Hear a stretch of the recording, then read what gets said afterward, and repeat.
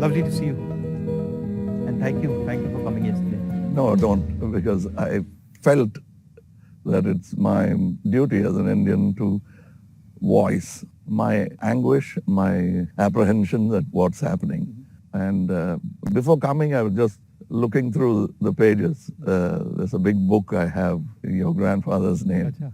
And I was looking through that, and I know this 2,800 kilometers is nothing. You walk through sweat, tears, and blood, literally. And we have seen history happen from the inner circle. I've watched it from the outer circle. So walking with you, if I don't come with you, it's not fair. My nephew's a photographer. So I said, listen, I want to give a little present to my friend Kamal Hassan. And I said, give me a picture, one of your pictures, as a gift to him. So I want you to guess what he came up with. What picture do you think he gave me? I don't know. Come, let's go and see it. Yeah. Oh, it's here.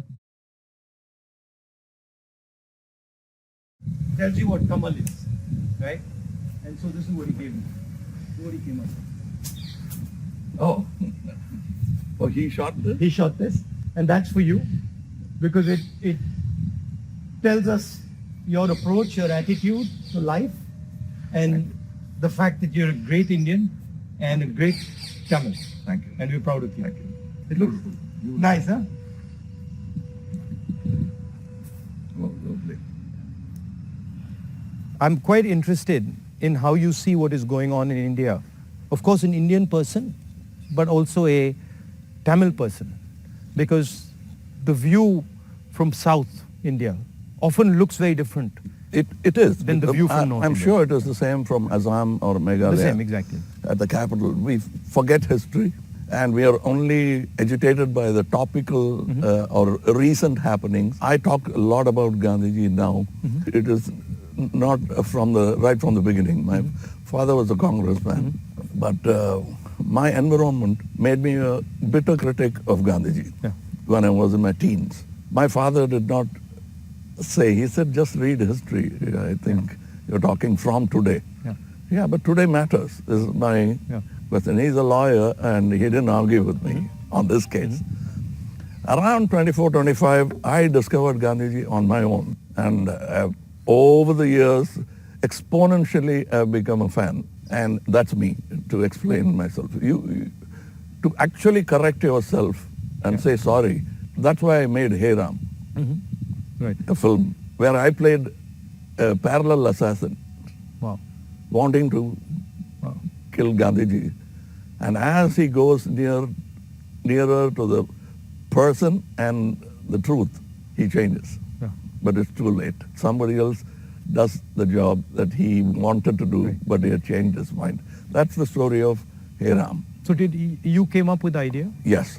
That is my way of saying sorry to my Bapu. Excellent.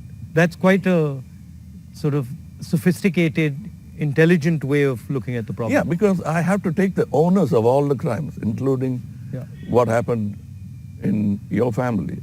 We let it happen. But I think inside what you're saying is hatred is actually blindness and misunderstanding. Yes, and the worst form of criticism is an assassination. I think that's very cheap. And it's a coward. A coward does that only because he has no other way to fight. But that cannot be the answer. So what's your view then of the violence and the hatred that is being spread in the country? I mean, I view it as a consequence of the fear that is being spread in the country. No, this is actually a synthetic, reproduced, manufactured thing. I don't think so, because go into Kerala, more than Tamil Nadu, you will find amity prevails. Unless you doctor it. You can do it from either side. I think there are more sides to it than just Hindu and Muslim. We have to look at all that and understand that this country will flourish only with this plurality. As a person who loves Tamil Nadu, loves the Tamil people, whenever I go there, I try to understand slightly better, what exactly is the Tamil idea, right? And so as somebody who, is looking at it from far, What does it mean to be Tamil? I know that the Tamil language is very important, but what does it actually mean? It means the same as wanting to be a Maharashtrian Yeah. or Telugu or a Malayali. We all have a pride, but I must say something about Tamil Nadu. They always feel that it's an island with parochial mindset and language chauvinism. Everybody is proud about their language, but I can tell you, you can go to a village, any village or town, my town, and just stand in the middle of the road and shout, Nehru. A dark man will turn around, or he'll say Bose. Yeah. Somebody will turn around and he doesn't look anything like Yeah. Nehru-ji or Bose-ji.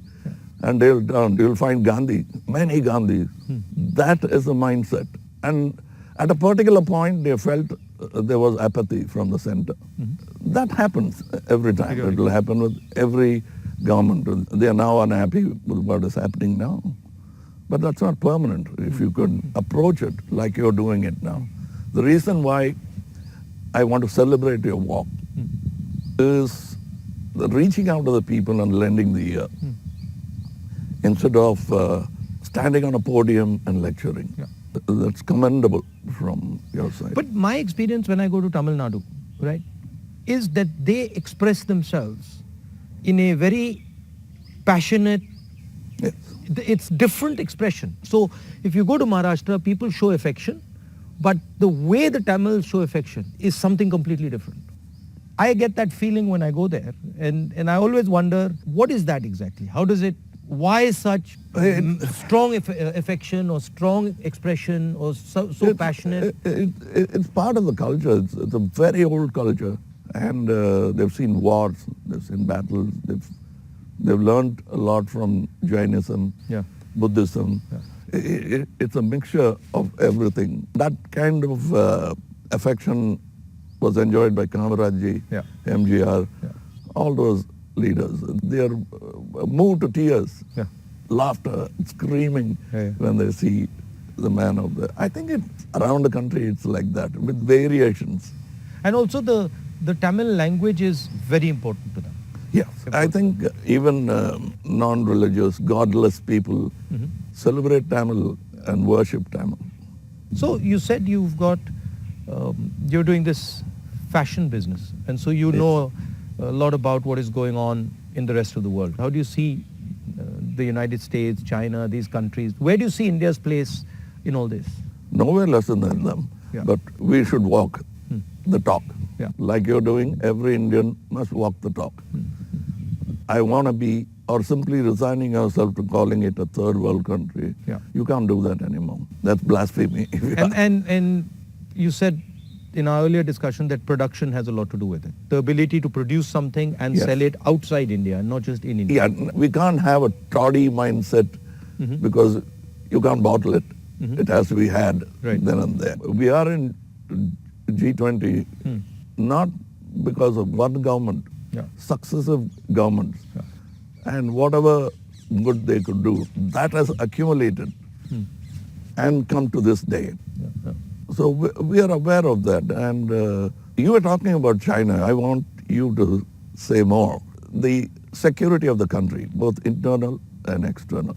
Your opinion on it. I was speaking to some ex-servicemen the other day, and I was mentioning to them that security today in the 21st century, it's not good enough just to say, okay, what do our borders look like, right? Because security today has become a holistic thing. You don't necessarily get attacked from the borders. You can get attacked from inside. You can get attacked by cyber weapons. You can get attacked by, use of your media.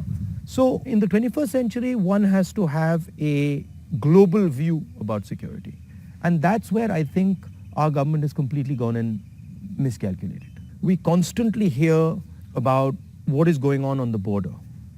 And the fact of the matter is that China has taken 2,000 kilometers of our territory, square kilometers. And frankly, we haven't said anything. The Prime Minister hasn't said anything. The military has clearly said that they're sitting in our territory, but the Prime Minister said nobody has come. This sends a very clear message to China. And the message is, we can do whatever we want, and India will not respond, right? And in fact, in some of the conversations that they are having with our military, they're actually making the statement that, look, your Prime Minister himself has said we're not in your territory. So what is the conversation about? So that's one aspect of it. Yeah, to them it will look like we are whistling in the dark to allay fear. Yeah. No, and Looking out somewhere no, else. imagine if you're the leader, right? And your forces and my forces are negotiating, and your forces are coming and saying you're in my territory, and then I say, no, but your leader has said we're not. So it destroys the entire negotiation position of Yes, India. yes. Right? So that's one aspect of it. The second aspect of it is how conflict has been transformed. And conflict has been transformed because earlier you fought on a border, now you fight everywhere, right? So you fight by shutting down power stations, you can fight by attacking the railway system, you can fight by militarily attacking, you can And fight... the oldest trick is to Yeah. contaminate border. Yeah, so you can do that. So the single most important thing in the 21st century is that a country has internal cohesion, that there's harmony in the country, that people are not fighting, that there's peace in the country, and the country has a vision. The point is not going to war, right? The point is being in a position where you cannot be attacked. And there's a link between a weak economy, a confused nation without vision, hatred and anger, and the Chinese sitting in our territory. Because they know that we are dealing with internal matters, internal confusion, an internal lack of harmony, and so they can just go in and do whatever they want. So that's one element of the problem. The other huge element of the problem is what has happened in Ukraine, right? And essentially what the Russians have done in Ukraine is they've said, look, we will not accept that the Ukrainians have a strong relationship with the West. And they've basically told the Ukrainians, if you have a strong relationship with the West, we will alter your geography. And that is the exact same principle that can be applied in India. What the Chinese are saying to us is, be careful with what you're doing, because we will alter your geography. We will enter Ladakh, we will enter Arunachal, and what I can see is them building a platform for that type of an approach. So as an Indian person, I don't want to be somebody who's warmongering, but I'd like our country to be aware that there are real problems on the border, and those problems on the border are connected to what is going on inside our country. When Indian fights Indian, when the economy doesn't work, when there's joblessness, our external opponents can take advantage of that situation. Yeah, so because that's it's broadly an opportune moment Yeah. of distracted. Yeah. So one of the things that we've constantly telling our government is talk about it. If you don't want to talk to the media, at least talk to the opposition. We understand these things. We might be able to help you, advise you, bounce ideas off us, but they just don't listen. So it's the approach that we understand everything. The other aspect of it, which you touched on, is that frankly there's no one who can compete with China. I do not believe that on production, on as far as the economics is concerned, I do not believe that the West can take on the Chinese. I believe that India can take on the Chinese. We have the population. We have the population, we have the people. What do you need to take on the Chinese? You need a young population, you need large numbers of people, you need a large educated base. Compared to China, our population is younger. Exactly, right? And if you see the West, right, and this might be a bit controversial, but they've got too much, they're flabby. They're living in opulence. They live on, they are outsourced. And they outsource, right? Whereas our people, they know what a struggle is. They understand difficulty. So I think as an Indian person, I see a huge opportunity for India to become, like China, the producer of the world, right? And of course, the West has a space, which is high-end manufacturing, high technology, etc., which they're very good at, they'll dominate. And we should try and challenge them on that. But I do not think they can compete with China on the large-scale manufacturing, blue-collar work. And I think that's the tragedy, that we are walking on these streets, you walked with us, and all our children are saying we are unemployed, when in fact we could have huge amounts of employment through our agricultural system, through sort of manufacturing. The constant neglect of agriculture is disgruntled many Tamilians. They're voiced, they came here, they didn't even get an audience. Yeah. India has skills, and it has skills everywhere, right? I always say that the next Satyagraha is the skill set development for India. Right. Because making thousands of lawyers who won't get a job, thousands of engineers Exactly. who won't find a job. Instead, if you develop their skills, they can have their degree, but pursue their passion. Instead of me talking about other subjects generally, let me talk about where I come from, the film industry. But the number of training facilities, 200 jobs in a film, and there's no ITI for that. So what it is, right, is actually a disrespect of skills. You will not respect the person's skill and then say, okay, as the nation, how do we empower this person's skills? So I gave you the example of Bellary, right, which is the jeans capital of India. Now, Bellary should be exporting jeans to the rest of the world, should be exporting different types of jeans, should be innovating on jeans. Right? Bellary has been shut down because of demonetization and wrongly applied GST. And you've literally taken a hub which could challenge the Chinese across the world in making jeans, and you've destroyed it. It used to have 4.5 lakh people working there, it now has 50,000. Like something like what you're doing with Khadi, right? I mean, who would know that that's a Khadi jacket? Nobody. Right? More than the publicity of it, the reach of it. Exactly. And Americans are loving it. And then you got the history of Khadi, right? Because if you start to say, well, this is Khadi from the Indian freedom movement, this is made by Indian people by hand, this is what fought a superpower, you can make a beautiful story out of it. Yes. Yeah. And it's not done in a modern factory. Yeah. It's done by people sitting in villages and handmade. Exactly. You know, I'm very happy and honored to be sort of partnering with these people who've been neglected.